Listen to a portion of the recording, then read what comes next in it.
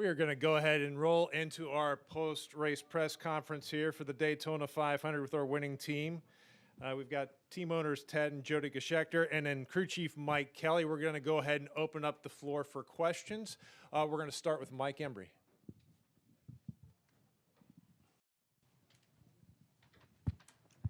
Mike Embry from NBC Sports. Mike, congratulations, all you guys. What was the note about? Who left the note? What did the note say? I did. This morning when I woke up, it was at 3:30, and you know, I've been coming here for a long time. I think it's like my 27th year coming here, and I've been fortunate to win the 500 one time before. But it just something this morning felt different, and kind of how our week started. I kept telling myself if we just keep working on our car and keep believing in ourselves, maybe something will work out. So when I woke up this morning, I told myself, and it's something I used to do for Ricky when we had tough days in the Xfinity car. I just wrote him a note that only he would see, and it was on top of the roll bar in front of him, and it just said, "We believe." And that's kind of been our team's motto all off season, is that we believe, right? We're a small team. We're not a super powerhouse team. We're small. I think there's 40, 45 employees that work in our shop every day, but I have 45 people that believe in what we're trying to accomplish. We're trying to get people to believe in Ricky Stenhouse again. We're trying to get people to believe in myself and the vision that we have. So that's all it was, a simple note on a piece of duct tape that I wrote that said, "We believe, and we believe today." And I stuck it up there above his head. Do you know if he saw it before the race or after? I don't know if he did or not. We never mentioned it. We never talked about it. I didn't tell him, and that's how we've done it before. That I know he probably saw it, and he didn't need it after the race was over. I said, "Did you see it?" And he told me he did. So that meant enough to me. Go to Jordan and then to Mark. Jordan Bianchi, The Athletic. This question's for Mike. Mike, you've been with Ricky for a while now. What makes him so good on super speedway races? All right, you're gonna take this wrong, but I'm gonna tell you, Ricky's good everywhere, right? In 2011 and 12, when he had competitive cars in the Xfinity Series, we raced against the best in that series, and it was Harvick's and Carl and Joey Logano. And we won a lot of races everywhere, right? Short tracks, we would lead a lot of laps. I think we won 3 out of 4 at Iowa and led 298 laps at ORP, and we were in contention to win road courses. Is he extra good at super speedways? Yes, he is, and I've always seen that, and we've been fortunate enough to come close a lot of times. I think last year this team was sitting in the same spot they were tonight. I think at lap 195, they were leading the race with 4 or 5 to go, and got dumped and got wrecked. That's just the nature of the beast. And I thought that exact same thing would happen tonight. I saw the cameras start to gather around the pit box when we were in the green, white, checkered, and I wouldn't look at them and I wouldn't look up. And because I know it means so much to every driver out there, not just mine. There will be champions that will quit their career and never win the 500. And there will be guys who have missed so many opportunities so close. So I know what it means to them guys, and it means to every one of us, right, that work on these things all winter long, that provide ownership and sponsorship, and it's everyone, the people that buy our hotel rooms. The Daytona 500 is what we race for, and from a kid who grew up in Florida, it has extra special meaning. So I was worried when we took that last restart, but I believed in Ricky's abilities and that he would put himself in the best position he could. And to come around and hear that we actually, at first I wasn't positive that we had won, and I wasn't going to celebrate till I heard it in my ear, and then you just don't believe it, right? You're like, man, this is killing me. This is a dream come true. I joke with my PR girl Jen, and NASCAR sends out a lot of emails about what the post-race celebration process is and where you guys are going. I think there was another revision this morning, and about going to Chicago. And I joked with her and I said, "Look, I'm going to be so drunk, you're going to have to just tell me again." So it's okay if you wait and send me another email about it. This question's for all three of you. I'd love for you guys to answer this. JTG, fairly or not, has had a reputation for an organization that maybe hasn't always fulfilled its potential. I'm curious if you think that's a fair assessment and why that is the case, of why this organization has been able to kind of take that next step while other mid-sized teams have had wins and that kind of and the like. Absolutely, and I agree with you 100%. And that was one thing I think in 2020 when I came here in 2021, and the roles that I've had behind the scenes, working on cars and working on things at that group. And 100% I would agree with you that they haven't fulfilled the potential by no means of any one person or any one thing. And that's what, when they asked me last year to do this, that was one of the reasons why I jumped at it, was because I saw the potential. I think for the first time in your 28-year history last year, they had 5 top 5s in a row or something like that. But at the same time, we finished 27th or 28th in points, right? Those two shouldn't go together. You shouldn't have career milestones this high, but also finish where they did. And that was part of it, right? This team provides us with everything we need, right? I'll say that again. Since I've been there for 3 or 4 years, not once have they said no. We have a state-of-the-art facility. We have CNC shops. We have Hawkeye machines. We have the parts and pieces. It was kind of, to me, it's like just getting Ricky to believe in himself again, and getting the people around us to believe in the situation we're in. So yeah, I would agree with you that, and then they can allude on that. But that's always been my attraction to this team, was we have the parts and pieces. It's aligning them right.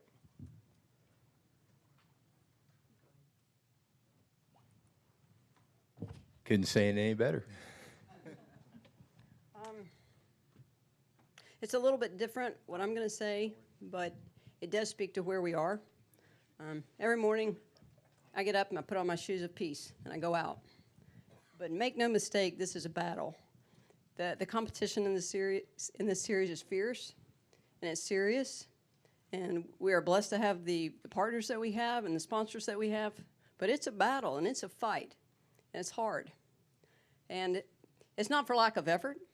We've come really close, so I try not to get our hopes up. You know, tonight when we were close and it was the last lap and there's another caution, I just think, dear Lord, please, no, we need it. We need it, and we need it now. We need it tonight. We need it to happen. And it did, you know. We work hard. The guys do their jobs. We're prepared. We're prepared every day. We have the support of Chevrolet, and we have sponsors that stick with us, and we're truly blessed. I'm just happy to be here. So doesn't really answer the question, but it's how I'm feeling right now. And we're joined now also by Gordon Smith with the JTG. Thanks. And I missed the question because I came in late. Go next to Mark, and then we'll go to Jenna. Mark Garrow, PRN. This is for Jody and Tad. Jody, out on pit road, I heard you as the celebration. Somebody asked you a question about Ricky, and you said we never gave up on him. A lot of people might question that. So why did you guys not give up with all the ups and downs sometimes you've had? Why did you not give up on Ricky Stenhouse Jr.? Okay. We didn't give up on Ricky because, personally, I feel like he's got the spirit of a winner. And I like what he represents as a person. And I see flashes of brilliance in what he does. And I felt like he could do it. I felt like he could get the job done. And I never questioned that. Mr. Jenna? Yeah, I'll add to that. I mean, we have 18 corporate partners. There are not many drivers in this series that do the work that Ricky Stenhouse does every day behind the scenes that no one sees, to, you know, appearances in front of grocery stores, to trips to corporate headquarters. I mean, he's a workhorse, and man, someone that believes in you that hard, you're going to keep believing back in them too. Jenna Fryer, Associated Press. Congratulations, Tad and Jody. Jody, you were just saying how hard this is and how difficult it is. And you guys are the first single-car team since the Wood Brothers in 2011 to win this race. So it's hard. You know, why do you do it?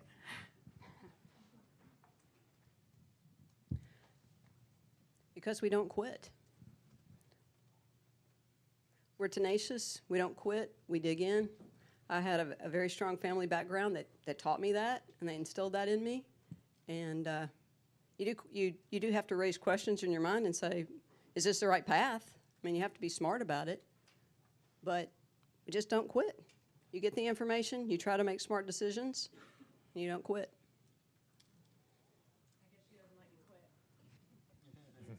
How about that first female car owner to win the Daytona 500?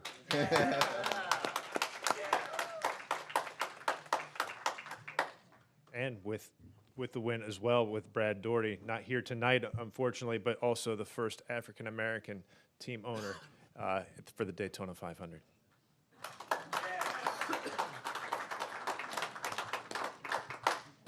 Go next to Bob. Bob Hawkers, Fox Sports. For Tad, kind of following up on some of these questions, did any of your sponsors, you talk about Ricky and how good he is with the sponsors, but did any of them question, like, hey, should we get somebody who has won more often? Not once. The Kroger folks are right over there. They can answer that. Not once.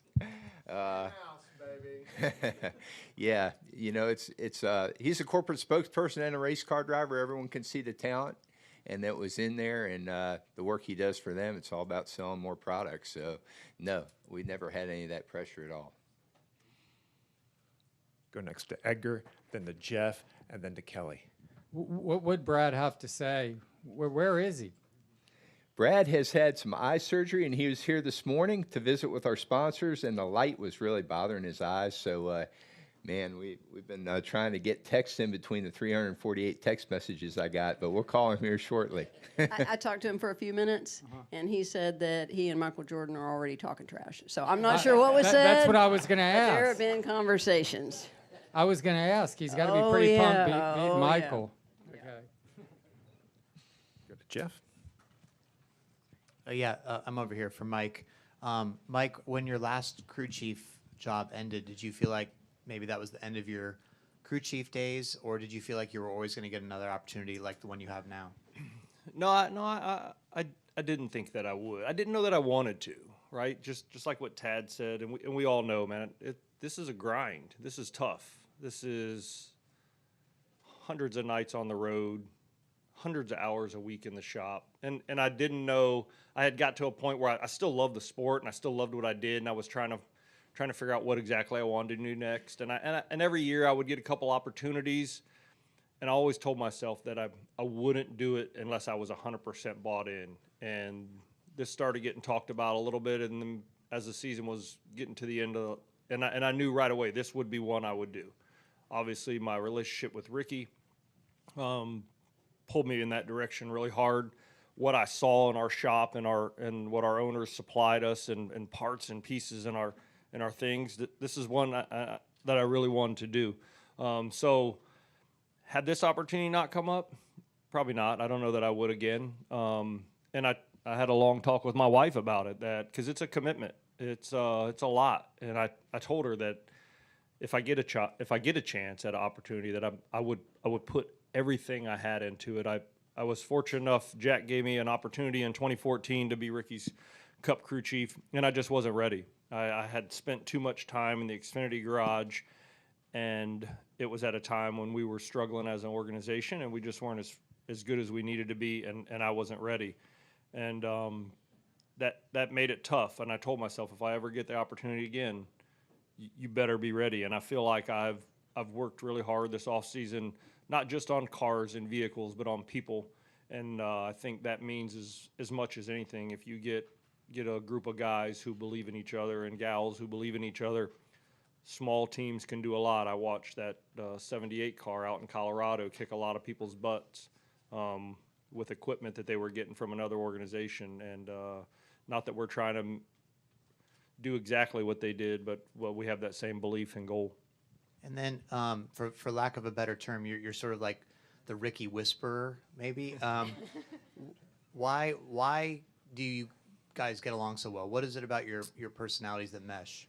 Man, it's probably as much of the things you guys know about on the racetrack that we have done off the racetrack, and the things we have gone through in our lives together, the ups and downs, the going to Tulsa and spending all our weeks together in the Chili Bowl and just talking about this sport and what this sport means to us, but also what it has done to us, the ups and downs and the places it's taken us. You know, we've seen a lot of highs, but we've seen a lot of lows. And I remember sitting in meetings where Ricky's career almost ended before it ever started. You all know the story, right? He had to cut cars up at Roush because he had wrecked so much stuff.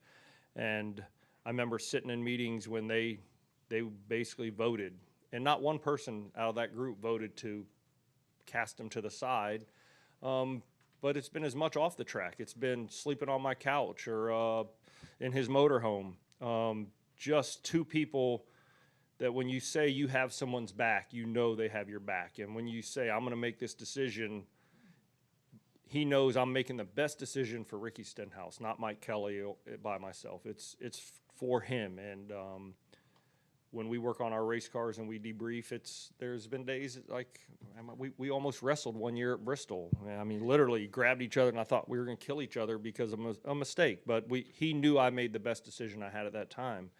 And I think going into today, you know, we qualified horrible, right? We just won the Daytona 500 with like the 35th fastest car here in qualifying.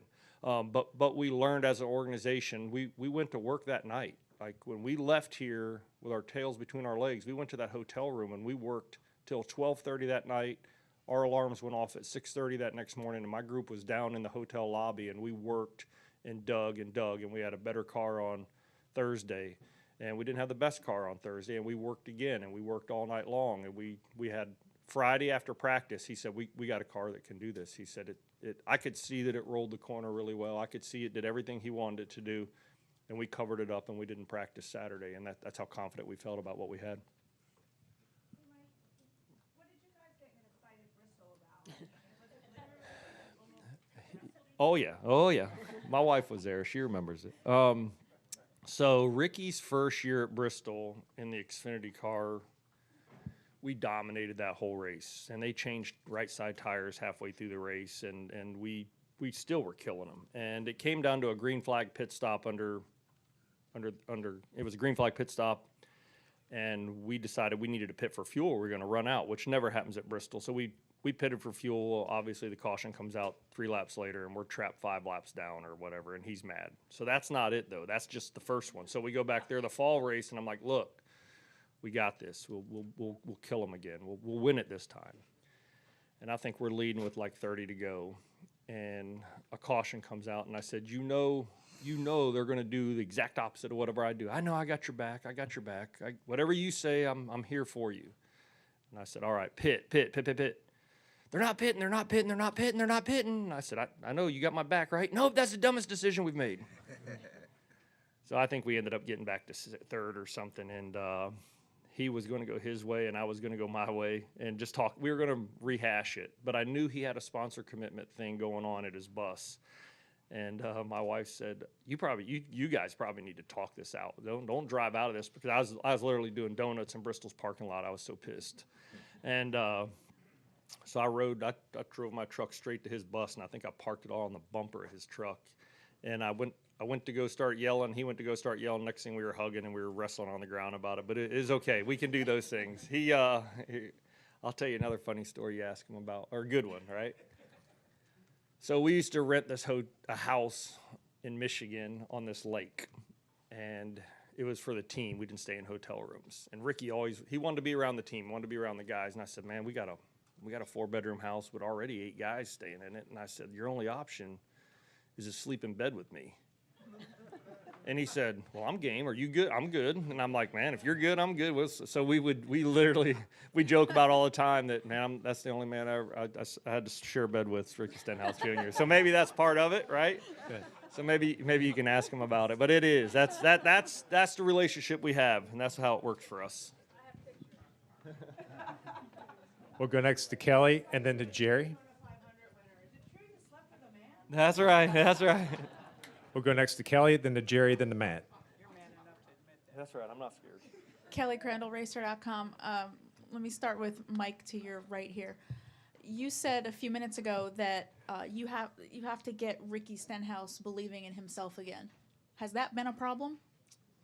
No, I think that the one thing about Ricky is his confidence is there, right? And when I told him this, I said, man, I've worked with a lot of drivers. I've worked with some really great drivers, and the one thing Ricky does different than every single driver I've ever worked with is he can blow an engine in Fontana, or he can get in a wreck at Phoenix.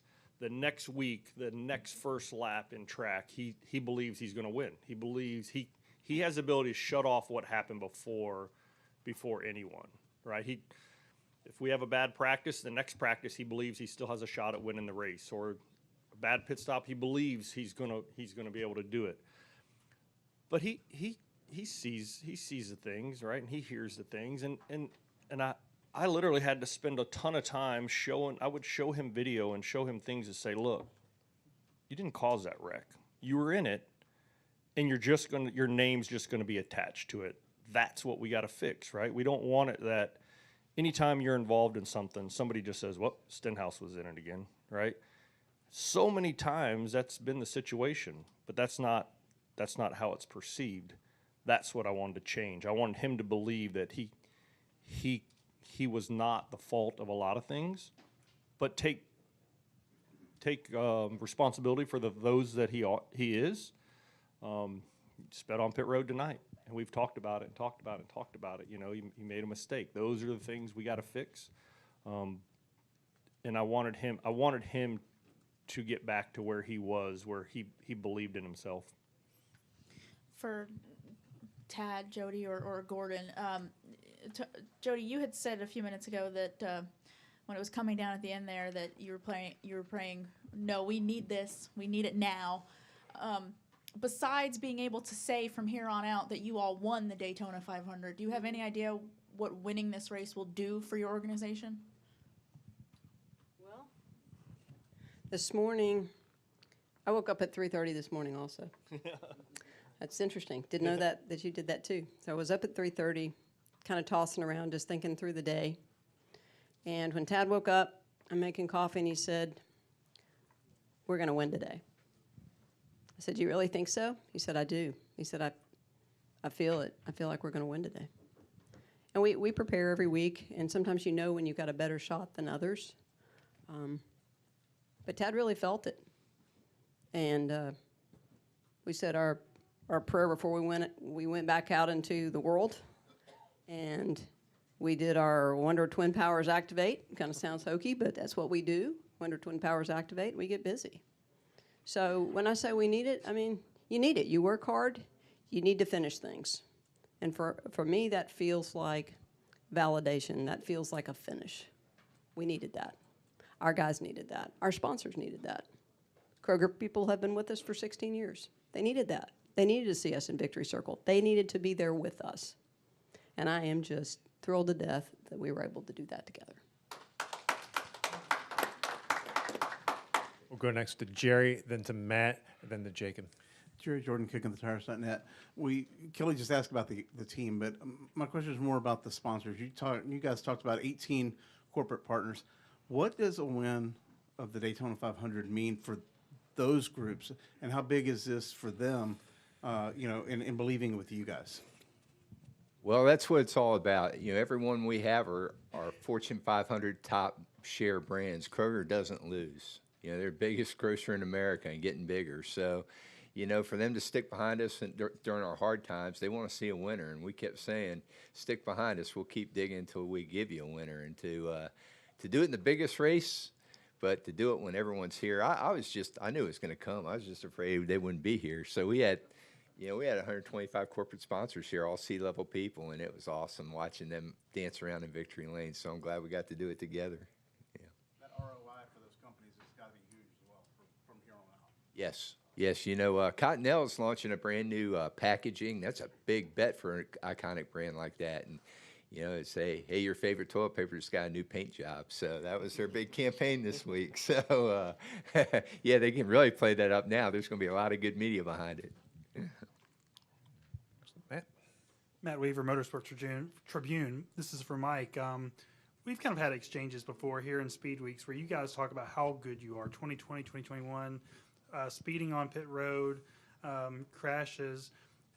This time, you guys don't have the fastest car, then you win. Is that kind of just Daytona, and it kind of works itself out? No, because obviously, when we qualified the other night, we knew we had some issues. We felt like we had a way better car than 35th, and honestly, today I know we did. When we ran Thursday night, I felt like we had a decent car, really good car. Friday, I knew we had an exceptional car. I could look at data. I could look at enough stuff. I could visibly see it. So I thought we had a great race car by the end of the week, and that's attributed to hard work, right? That's probably as hard as we got our teeth kicked in qualifying, probably pushed us harder. Probably missing the race in LA, probably pushed us harder, right? Because all winter long, I've told these people to believe, and we can do this. And we go to LA, and we were in position to make the race, and a caution comes out, and we get spun or whatever happened, and we didn't make the race. So to me, it's just about believing, and it's just about the people. Jody's 100% right, and I've lived my life in this garage, so I know it is hard. It is the hardest thing to do, is to compete at this level, week in and week out for 37 weeks or however long we're going to do it. But no, I felt confident about the car. Come Friday, I felt like, man, this is probably one of the best cars we've had. Last year we had a fast car. We've had fast car. We sat on the pole here, I think, in 2020. We've had really fast speedway cars over the last few years. Opportunity knocked tonight, and we were able to close it in. And then a question for all four of you or any of you. Beyond belief and conviction that you guys can do anything, what reasons internally do you guys have that this could be a really good season beyond Daytona, going to the playoffs and having a chance to do well in the playoffs? I was fortunate enough to work around a lot of really great leaders in this sport. I worked for Ray Evernham. I worked for Dale Sr. I worked for Jimmie Finnig, Jack Roush. And I won a Cup championship in 2004, and I kind of saw the recipe, how to get people to believe it and how to make it work, right? That's what we needed, right? So we have. I'm not sitting here and going to tell you that we're going to go win California, but I do believe we will run well at California. Ricky ran well there last year. I do believe there will be races that if we finish and execute, we'll be back in this room this year. But we've had great meetings. We've changed up some of the way we do things in-house. We've changed up our engineering staff. We had a team meeting for the first time in a long time before the race, right? We are doing the things that I believe lay the foundation to get where you want to go. We are taking every day serious. We show up at 6:30 in the morning like every other race team here. I'm not telling you anything you don't see. We're just seeing it with 40 people. And it's easier sometimes that's easier, right? If you try and turn a big ship and I got to get permission to change this on a race car, I got to go through a production staff, and I've got to ask this guy to ask this guy to ask this guy. It's basically me, Ernie Cope, and our engineering group. We use a lot of racing thoughts and mentality. We have a relationship with Hendrick that helps. But it's a group of guys who literally sit across from each other at a table and say, we believe this is what it's going to take. I'm willing, I told Ernie from day one, I told all these people at this table from day one, I'm willing to accept the responsibility if it doesn't. You can put it all on me. You can put it on my shoulders. I'm willing to be the guy. I'm not ducking from it if it doesn't work. But I'm willing, if you'll let me try my way, I'm willing to take the responsibility of it. Go to Jacob, then Alex, then Melissa. Jacob Seelman, 77 Sports Media, kickingthetires.net. This is for Jody and Tad. You guys have been through a lot since, jumping to this level in 2009, had only been to victory lane, one other time. Jody, you used the word tenacious earlier in this press conference. 8 years, almost 9 years without a victory and all the struggles. Was there ever a point that you guys look at each other and even consider, the end of the road? Or was there always a belief that, no, we're where we need to be and eventually it'll break right for us?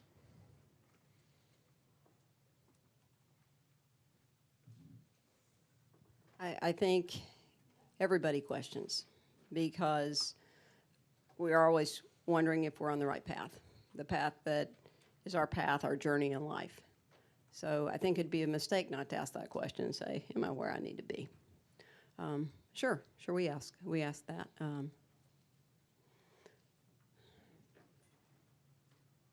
We do the best we can.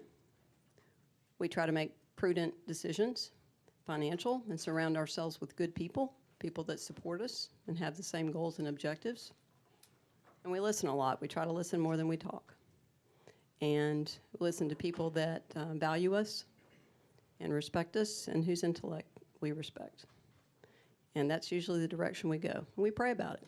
We're prayerful people. Not everybody is, but that's my position. I will say this, for a team our size, COVID was not good. You know, we create product demand. Our sponsors didn't have a demand problem. They had a supply problem. They're like, man, we can't make enough toilet paper put on the shelves, much less do promotions. And, you know, there's a lot of back and forth and people wanting to change contracts. And it was a tough 2 years. And when it gets lean like that after 28, 29 years of doing it, man, yeah, you start wondering, like, man, are we going to be able to turn on the lights in a year? But, man, you just keep praying about it. You keep digging. You don't give up. And we get to the other side of it. The folks from Kroger stick behind us. You know, Gordon sticks behind us. Everyone just keeps believing. And we came out the other side, and the sponsorship's coming back with a vengeance. We're able to give Mike more of what he needs, and it all gets better. So, yeah, I'm not going to tell you they're not mornings when you go, ooh, I don't know. At the beginning, there was a lot of ramen noodles and instant potatoes starting the race team. It got back to that pretty quick, but it's getting better now.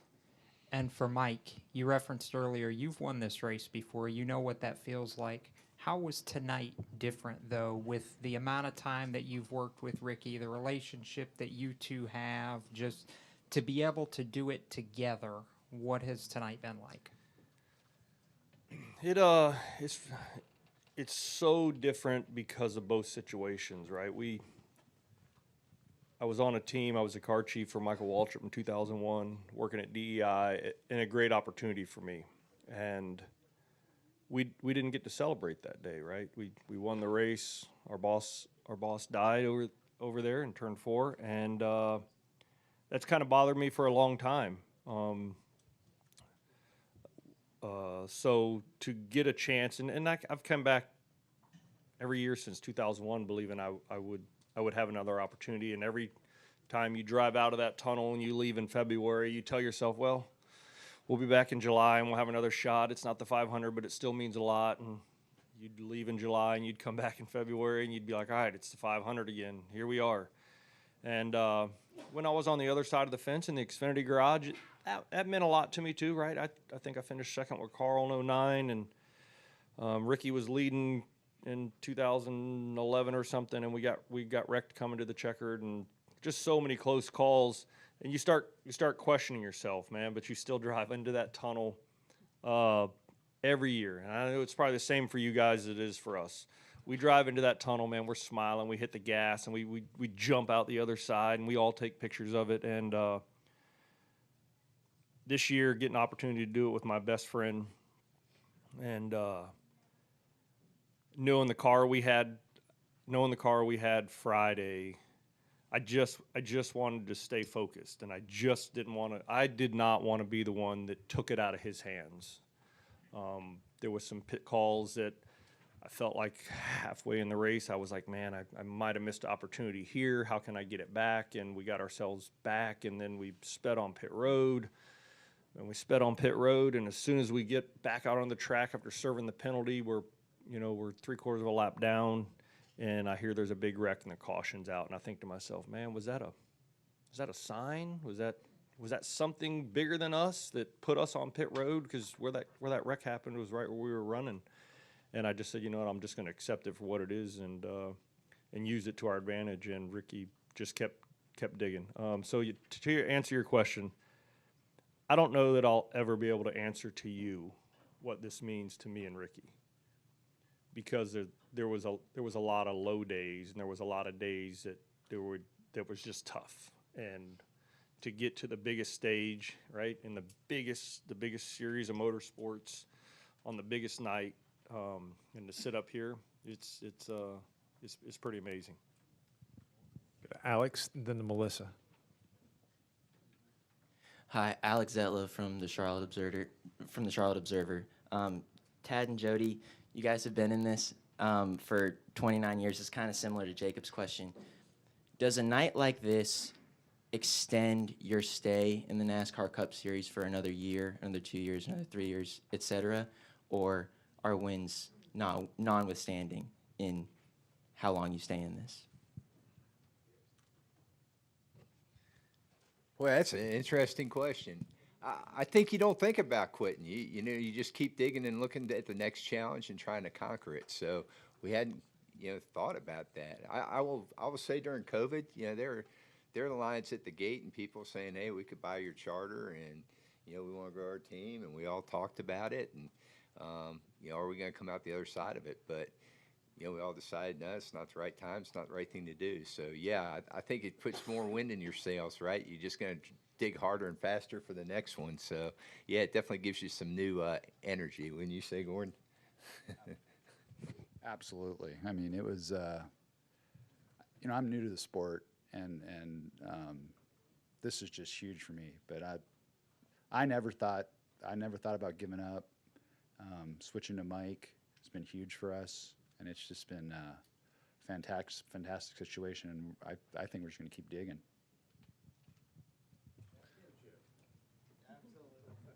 We'll go to Melissa, and then we have a question in the press box. All the way back here, Melissa Thomas with Florida National News. To your earlier point about making Black history, congratulations on that. I wanted to I wanted to correlate that with the press conference we had earlier with Bethune-Cookman announcing their sort of pipeline to NASCAR in terms of helping their students get careers in NASCAR. This is for any of you up there, but wanted to get your thoughts on that pipeline and the prospect of the future of racing with that. I mean, America doesn't just look like the people in the garage have looked like for 55 years. It's diverse, and everyone has different points of view and different talents and treasures. And, Brad certainly adds a different element to what we do, and different thinking and different background. And I think that's the same from engineering to tire changers to drivers. It's sorely needed. NASCAR's done the heavy lifting to really call that out as a priority, and we're going to keep digging in that direction. It's good for the sport. We need to look exactly like the cross-section of America is to continue to build our fan base, so it's awesome. Go up to the press box. ChrisKnightCatchers.com. Mike, my question is, how much does your season change now that you're all but assured a playoff spot in September at Darlington? You guys can do what you want now and try to put yourself in a position to get more wins and more playoff points. Well, Chris, it's going to take a little delay here for about 24 hours, and I probably won't be able to get to work for a day or till at least later tomorrow afternoon. But it does. It'll change some things, but it won't change our goals. Our goals is hopefully, this will put us in the playoffs. We all sat here last year and said, man, there won't be 16 winners, 17 winners. This just means we've won today and we're the first one to win, and our goal is to back that up with one again down the road, right? When I leave here tonight, my focus is to go run top 10, top 12 at Fontana and build on that, and then go to Vegas and run top 10 and top 12 and build on that, so that I don't have to rely on a single win, that I'm up high enough in the points that it doesn't. We're not going to sit here and start changing our whole philosophies on everything because we won the race. I'm not going to start trying things because I need to have a better baseline of what I have. I don't have anything that tells me we are on a direct path to winning races yet until we start running more of them. Do I believe we're better than we were last year? Yes, we were fortunate enough to get to go to the Phoenix test, and that was a really tough race for this organization last year. It was tough on all of us, and the test boded well for us, and the work that my engineers are doing in the off season said that we are definitely better there than we were. So it doesn't change. I'm not gonna throw Hail Marys. Next week I'm gonna go to Fontana and do everything I can to put ourselves in position to run in the top 10 and get stage points every chance I can. Tad, Mike, Jody, Gordon, congratulations on winning the Great American Race. Good luck next week in Fontana and the rest of the season. Yeah.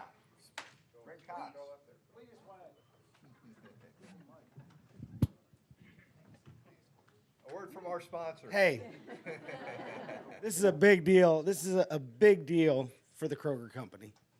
And we've been coming to Daytona since 2008, the World Center of Racing. And we have always stuck with JTG Doherty Racing. Always. We started with one car here and there at the Daytona 500. And in 2015, we were all on board with this group. And I've heard a lot of folks, we have 10 sponsors with the Kroger Company this weekend. And I've had another 20 text me in the last 2 hours about this great program that we've built. But I want to tell you, I've heard a lot about diversity, right? And the team, the first female owner to win the Daytona 500. The first African-American team owner to win the Daytona 500. We're Kroger, right? Think about us. We're your neighborhood grocery store, 2,500 stores all across the United States. And we are all about diversity, and we are all about serving our customer. And we wouldn't do this with any other team than JTG Doherty. And I just wanted to thank you guys. Thank you. That's a message from your sponsor.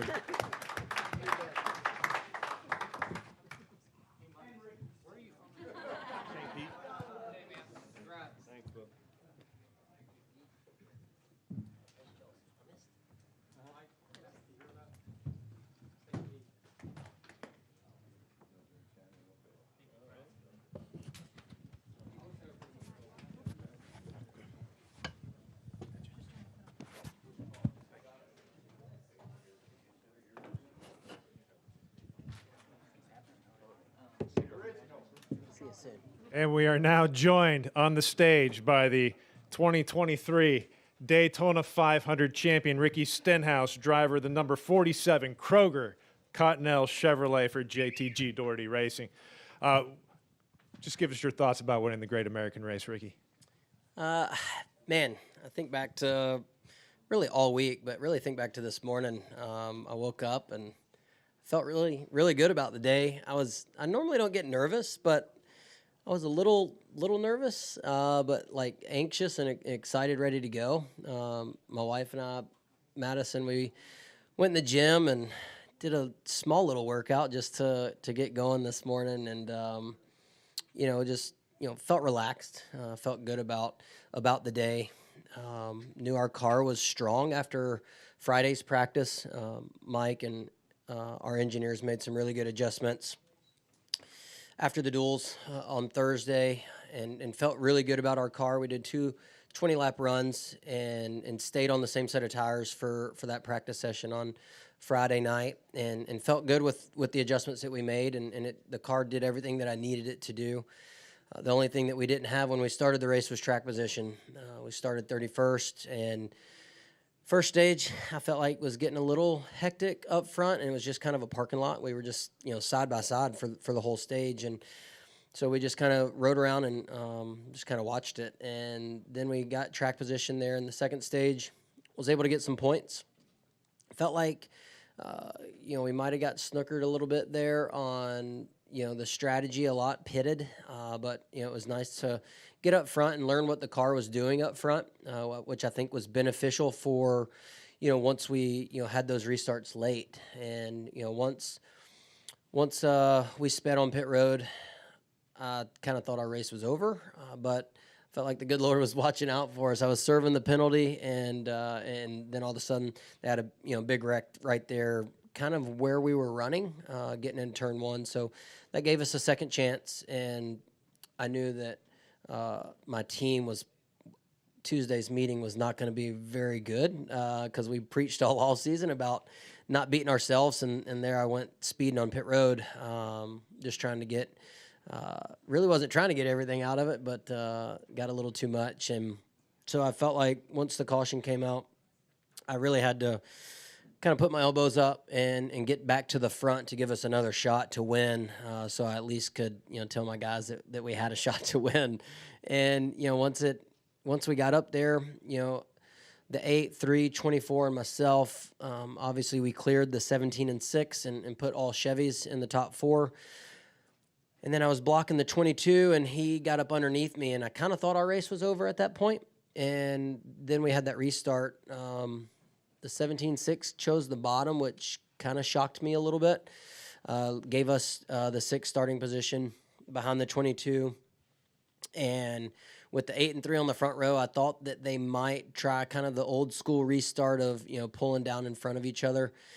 And I knew that that would give our outside lane a huge run off of 2.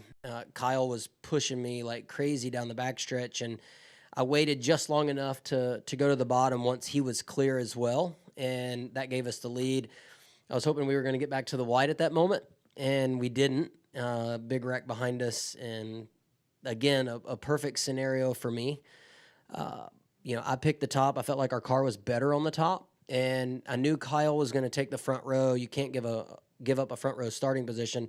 I was just hoping that Bell was going to go 3rd because I felt like Logano and that manufacturer was a really good pusher. And so once we went green, we got the lead. I was a little nervous because we were low on fuel. Our low fuel light started flashing at me, and so I knew we needed to get back to the white. And once we did that, I felt like we could make it all the way back around. But the 22 had a huge run, got to my outside. Kyle had a huge run, and he kind of shipped the middle. And then I looked in my mirror, and here comes Christopher and gave me a big shot down the short chute there into 1, and got out front enough for when the caution came out. So everything played out perfectly for us at the end of that. I mean, it's a Daytona 500. It's a long race. You're gonna have good parts and bad parts, but we just kept pushing through. Good deal. We're going to start up front here with Lee, and then we'll go over to Jordan. Congratulations, Ricky. Thank you. I talked to Mike right after the race, and he said that you took him somewhere he had never been before, and now it was up for him to take you back. And he wasn't going to stop until he got you back to where you deserve to be. When you have that kind of relationship with somebody, and before you were in here, he even said you guys shared a bed once. So, Yes, we have. Can you just, reflect on that, and somebody who cares enough about you to see you to the end? Yeah, I think it was, really big for myself. Not winning since 2017, having struggles, ups and downs, to have somebody like Mike who, when he took over the reins as soon as the season was over, it was, hey, I know you can still get this done. We just got to give you the right opportunities.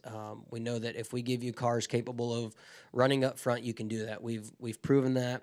And, I felt like his leadership throughout the whole shop is still not even, we won here at the Daytona 500, but I still think, the fruits of that is going to come later on from, his leadership in the shop and making sure, most of these guys that we have are the same guys we had last year, but, he believes in myself more than I do, I think, and that's huge. I feel like that's what separates crew chiefs these days is, that team aspect and leading your guys and getting the most out of them. We all have similar equipment, and that wasn't always the case in this sport. So now it's, little nuances like that help, propel a race team forward. We all felt confident this off season, but it's special to do it with Mike. We've accomplished so much together. We've gone through ups and downs. He's been in the sport a long time. He's a Cup champion, as a car chief with Kurt Busch. I think he's won this race before, not as a crew chief, obviously, and our Nationwide Series championships and race wins were something that we're super proud of. But we know that those were 10 years ago, and we need to make some new memories. Go to Jordan, then to Bob, and then to Jonathan. Jordan Bianchi, The Athletic. A few questions from me. What makes you such a good super speedway racer? Man, I don't know. So when we were in the Nationwide Series, it really wasn't one of my favorite things to do. We had some good runs, but I don't feel like I knew exactly what I was doing. I was always, looking forward to the 1.5 mile racetracks in the Nationwide Series. In my Cup career, we got some good finishes in super speedway racing, but it was more of, laying in the back, missing the wrecks, not really being on the offense. And then when I was at Roush Fenway, Jimmy Finning kind of took over our speedway program, and felt like at that moment he gave us cars that had speed, that you could go on the offense, that you could make, big runs, you could make passes, you could learn the side draft. And I felt like that's when I learned a lot about, super speedway racing, and really felt confident, to make runs, and studied, what the leaders were doing, how they were staying up front. I mean, I feel like at the end of the races, there's generally, similar guys at the front of these races. And it's, some of it's luck, but, a lot of it's skill and in your spotter, the way y'all work together. Mike Herman Jr., when we were at Roush Fenway, felt like he was a really good super speedway spotter. Tab Boyd came on the market last off season, 2 seasons ago, and we were lucky enough to pick him up. And I felt like that, kind of upped our game over here at JTG Doherty Racing on the super speedways, and they gave me fast race cars as well. So it takes a combination of all those things. In your opinion, what do you think has been holding JTG back from taking that next step, like you've seen other mid-sized teams take? Well, I think I came from Roush Fenway Racing, and I saw all the resources that they had, and the support from the manufacturer. And then I went to JTG Doherty Racing, and honestly, I was surprised at how much nice equipment and how they ran things, and how much of the car they actually built. I wasn't 100% sure what it was going to look like when I went into the race shop.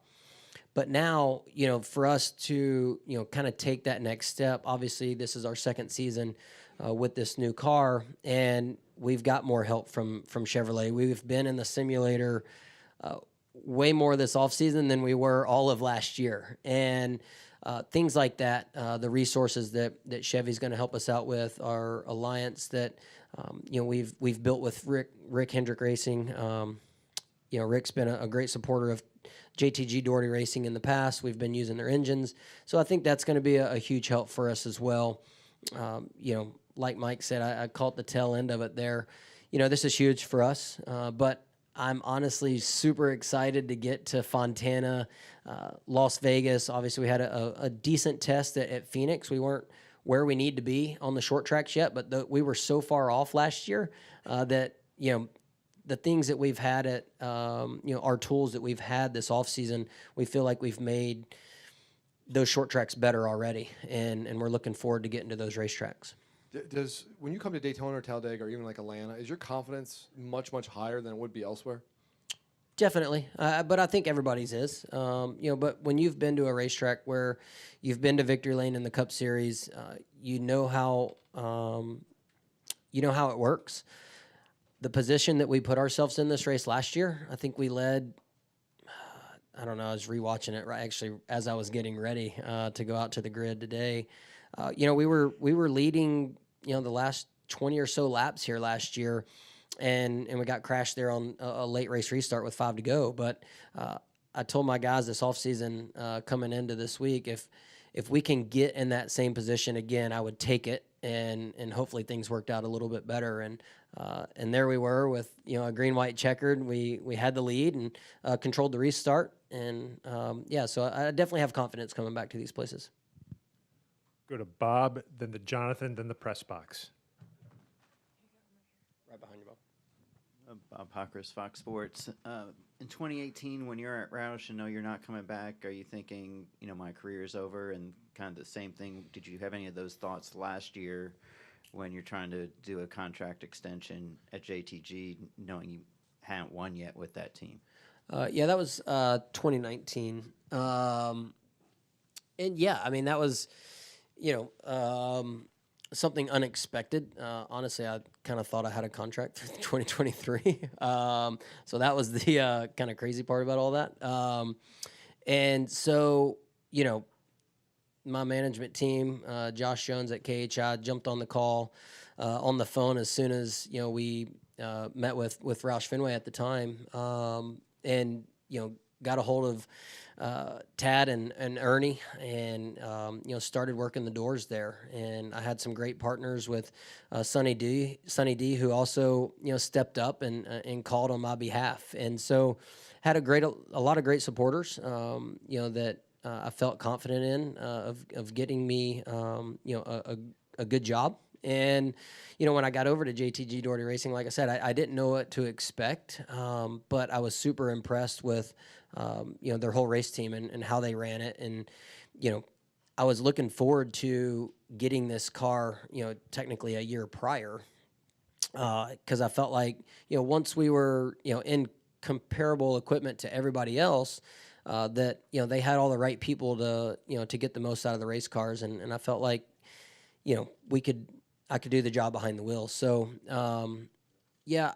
we had done my contract a lot earlier than we announced it. So I don't know, maybe you asked me about it and I forgot that we had already done it a long time ago. So I don't think we show up to the racetrack. We JTG Doherty Racing's got realistic expectations. We were building this program together. We were excited when we got, like I said, a car that was comparable to everybody else's, and knowing it was going to be some growing pains over last season. We knew that. There was times we had a lot of hope. We went a month straight with our worst finish of 8th, but then we kind of fell off. But the bigger teams were able to learn a lot more at a faster rate, and I felt like that's what got us behind. So this offseason, we've really focused on that. And like I said, I'm excited to go to these racetracks like Fontana, Las Vegas, and really see the potential that we've gained over this offseason. Got a question up in the press box after Jonathan. Jonathan Field, the racing experts in ESPN Radio Albuquerque. Ricky, you started racing when you were a young kid, and every kid dreams of winning the Daytona 500. I know you won year before in July, but what was it like just being out there in victory lane, being on the start-finish line, just knowing that you were the champion? Yeah, it's super cool.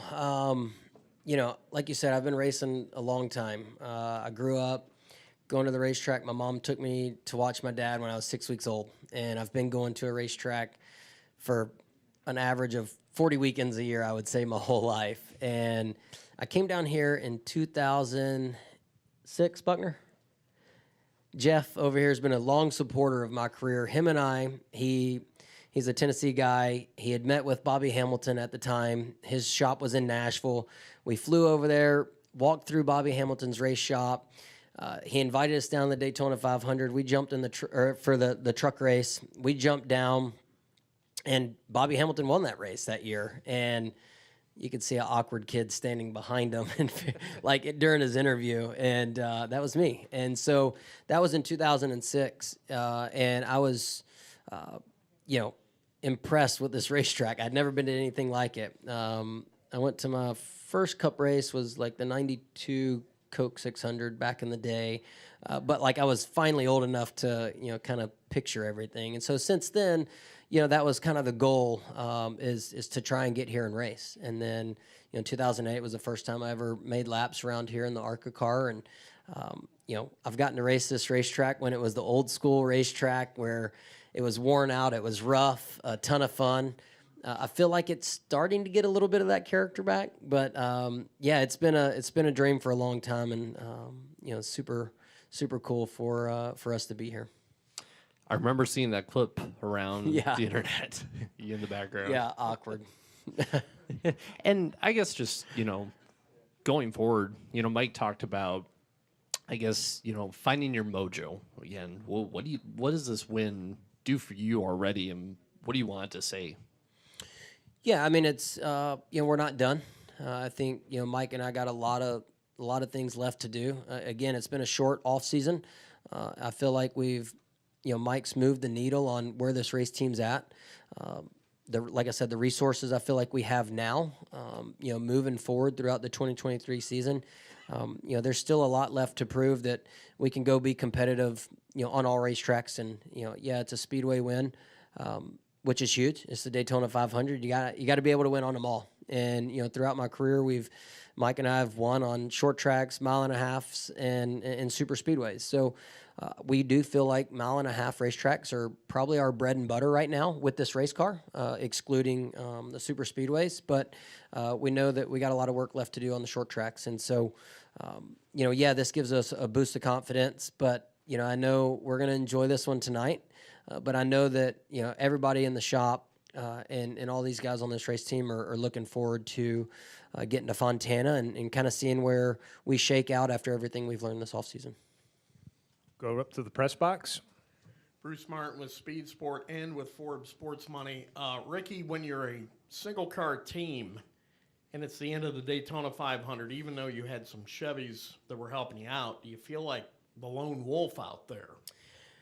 Yes and no. Obviously throughout the whole race, I watched a lot of the first stage from, my view. I was close enough where I could just watch the leaders, and I wasn't really doing any racing. So, I was watching all the teammates work really well together up there. We've had, Chevy meetings this whole week, and we preached about, trying to get, Chevrolet their 25th Daytona 500. And, we talked about working together. We didn't do great Thursday night in the duels. In the first duel, we learned a lot, and, they transferred that on to the second duel and felt like our strategies worked really well today. So that was huge for us. Like you said, when I got down to it, the top four were Chevys at one point, and I felt really good about that we could kind of control the race. And then, when the 5 lined up behind me, I knew that if we got a run, he would probably go with me, or I was really hoping so. And we were able to, kind of shuck the 22 out and, both be first and second there. And then the last restart, yes, you need teammates, but, at that moment, as long as you had a good pusher behind you, I knew that 22 wasn't going to just, go to the outside of me, because you got to get the momentum going, and the momentum's in, numbers, and I was confident in what Joey could do pushing me, and then it was kind of a free-for-all once you take the white flag. And also, there aren't a lot of sprint and midget drivers that have won the Daytona 500, but now you're the latest to have done that. And to know that you follow in the footsteps of guys like Mario Andretti and A.J. Foyt and Ryan Newman, who have done that here, how important is that to you to show to the grassroots of America that you can come from that type of background and win the Daytona 500? Yeah, it's special to me. I know, Kyle's done a lot for dirt track racing, open wheel racing. Christopher Bell, you look at what Alex Bowman's doing now, going back and forth and running sprint cars. I have a lot of fun running with my dad. We don't run as much as everybody else does, but definitely still a short track dirt racer. And I know how long and how important this race was, that, when Tony, my former boss, tried to win this race for a long time. And I looked up on the screen during, that one of those late cautions when the 8 was leading, and they were showing, I think it was his 17th attempt, and, it was our 12th. So I know how hard it is for guys to win this race, and it's nice to go ahead and get that checked off the list. Keep it up at the press box. Jim Utter, motorsport.com. Congratulations, Ricky. Thank you. Jody and Tad were in earlier and were asked about and talked about their long time involvement in the sport and the efforts they've made to keep going, even though that hasn't always translated into trips to victory lane. I just wondered, you sort of had what many would have called a breakout year, like in 2017, where you picked up a couple wins. Has it been difficult since then? What have you felt at some point that you might give up? Definitely never thought about giving up. I felt like, 2017 winning a couple races was huge for us. But I'll even look back at that season, and we still weren't super stellar. We had our ups and downs, but obviously 2 wins kind of puts a Band-Aid on some of those things that you can overlook. But I think for me, coming to JTG Doherty Racing was a nice reset. We had 2 cars at the time, moved to a single car team, which I think has been beneficial. We've been able to put a lot of focus on the 47 car, and everybody in the shop, I feel like the details are, really paid attention to. We got some of the best guys in the shop. It's super, super neat to see, how long Tad and Jody have been in the sport. Around our shop, you see pictures of Tad going over the wall, doing jackman and tire changes, and they're out helping sponsors nonstop around here, and you partner them with Brad and Gordon and Mark. They make a great team, and so it's super cool to get them in victory lane. We had a great moment this offseason, I feel like, at our team lunch. Had a video put together, and it put some of JTG's wins in there, my wins in there, and kind of helped us realize that, hey, we need these wins together, and realize that we could do that. We've both done it in our past, and so it's special to do it together. Go next to Mark, then to Chris. Hey, Ricky, right here. Mark Long with AP. Obviously, it's a big milestone for you, but when you look at Jody and Brad, it's a milestone for NASCAR. How key is this thing for maybe the broader picture of where NASCAR's headed? Yeah, NASCAR's been doing such a great job of, getting everyone involved in our sport, and going out to areas of the country where we're not so prominent in. You look at LA, going to Chicago, getting down in some of the inner cities, and getting those fans interested in NASCAR.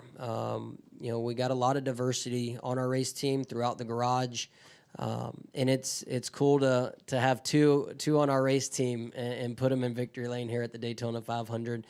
Super special. And NASCAR's leading the way in a big way. So it's cool to play a small part of getting them to victory lane. Next to Chris. Hey Ricky, first off, I just want to say congratulations on the awesome win. I saw on the replay there that you climbed up the fence after your victory there. I was wondering, was that something you have thought about doing if you won this race, or is that kind of spur of the moment? I feel like you never try and think about what you're going to do when you win a race, especially the Daytona 500. And my crew guys were out there. It was a bummer that I wasn't able to do a burnout because we didn't have any fuel left. So that was a bummer. I'm sure the Hendrick engine shop appreciates that. But, so when I won my first sprint car race, my dad climbed the fence, and then my first ARCA win in 2008 at Kentucky, he was in the grandstands, and we both climbed up the fence and met at the top. And then when I won Talladega, he climbed the fence on the backstretch where he always watches the races there. And so got out there, and the crew guys were like, hey, let's climb the fence. And then, I did the interview, and I turned around, they were gone. And so I decided to go ahead and climb it myself. So, just spur of the moment. Have any word from Tony Stewart or Helio Castroneves what they thought of it? I'm not sure. I know Tony didn't do pull-ups when he got to the top, so I know Elio can definitely do pull-ups when he gets to the top. I've done some workouts with him, so I haven't checked my phone to see if Tony said anything yet. Thanks, Ricky. Congratulations. Thank you. We'll go with Mike, then to Steve, then to Daniel. Mike Hembry from NBC. Ricky, do you come into this race every year assuming there will be a string of accidents in the last 5 or 10 laps? And if so, do you sort of steel yourself that you're going to have to make some quick decisions because of all that? Yeah, for sure. I mean, you look at really any speedway race these days, and they're all like that. Every one of us out there know it's a really good opportunity to get to victory lane. Our cars are all comparable on speed, and the draft is obviously it's kind of a even playing field there for the most part. So, when we lost our track position after I spit on pit road, I think we were like 29th, and we were going to come in and top off and maybe put some new tires on, but we know track position is so important. So Mike said if 5 or 6 in front of us pit, let's stay out. That's just 5 or 6 less that we have to pass, in a 14-lap run to the finish. And so we did that. I felt like was a huge strategy play to give us a shot. And then it was chaos at the end. I mean, I got a good restart on the top, jumped to the bottom, and there was cars bouncing off the wall, bouncing off each other, somehow all keeping them going straight. but my line that I was in every time seemed to carry the momentum. And then all of a sudden I looked up and, we were in, I think 7th at the time. And so after that, it got a little bit calmer, but we were all pushing each other like crazy. Throughout the whole race, you're pushing in key parts of the racetrack. You push once you get in the flat off of turn 2, get your momentum down the backstretch. You release getting into turn 3, and then you get close again, kind of through turn 3, and try and carry that momentum all the way back, down the front stretch. Not a lot of bump drafting, and then a lot of bump drafting down the backstretch again. So I felt like everybody did a really good job of being smart and kind of methodical throughout the race. But when you're in 10 to go, it's like we all lose our mind and just push the whole time. And these cars are difficult to drive when you're getting pushed all the way around the racetrack. Steve? Steve Schweitzer with Alaska Press. How important do you feel the next gen car and the, so to speak, leveling of the playing field contributed, or how important that was, do you think, in your race team being able to pull this off this evening? I don't think this car helped us pull this off at Daytona. If you look, my very first race here at Daytona, we sat on the pole with the old school car, so that was huge. And I felt like, with the older car, I felt like we had race cars capable of winning while being here at JTG Doherty Racing. I think the car going forward at other racetracks is where we feel like it helps, kind of level the playing field to a point. Like I said, I think last season the bigger teams learned at a faster rate. We hit on some stuff for about a month and felt really good, and then we kind of seemed to lose ground to some of those bigger teams. So we look to make that jump this past off season. Feel like we've made some big gains, and we're looking forward to this car, making competition, more and more throughout the season. Go next to Daniel, then to Alan. Daniel McFadden, Frenchers.com. Ricky, in the years since you got your first 2 wins back in 2017, there's been a lot of criticism and jokes made at your expense because of your aggressive driving style in these races and accidents you may or may not have caused. On a night like this, on this stage, when everyone else is in the garage fixing torn up cars and you're crossing the finish line, not at least not much of a scratch on your car, do you feel like you got the last laugh tonight?